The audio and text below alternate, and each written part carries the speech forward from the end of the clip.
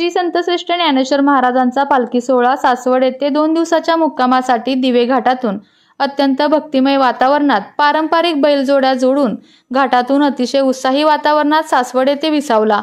श्री संत श्रेष्ठ ज्ञानेश्वर महाराजांच्या पसायदानाच्या ओळीनुसार जे खळांची व्यंकटी सांडो तया सत्कर्णी रती वाढो, भूता परस्परे पडो मैत्र जीवांचे याची प्रचिती घेत सासवड येथून जेजूर येथे मल्हारगडाच्या पायथ्याला विसावला असून जेजूर येथे खंडोबाच्या भंडाऱ्याची उधळण करत जेजुरीतील भक्त भाविकांनी माऊलींच्या पालखी सोहळ्याचे स्वागत केले।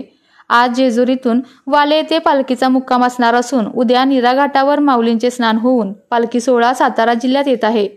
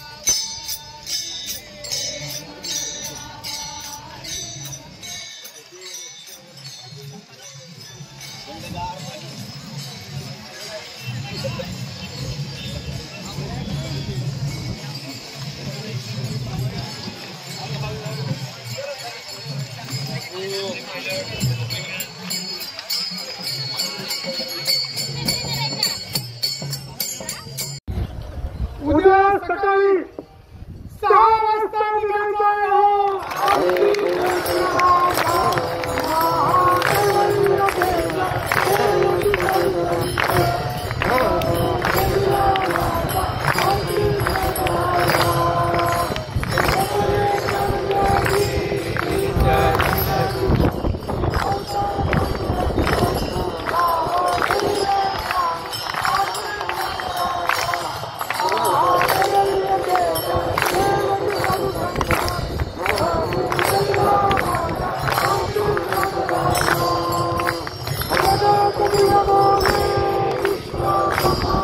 आपल्या तालुक्यातील जिल्ह्यातील बातम्या सर्वप्रथम पाहण्यासाठी आजच सातारा न्यूजला YouTube चॅनलवर सबस्क्राइब करा, लाईक करा, शेअर करा आणि बेल आयकॉन प्रेस करायला विसरू नका।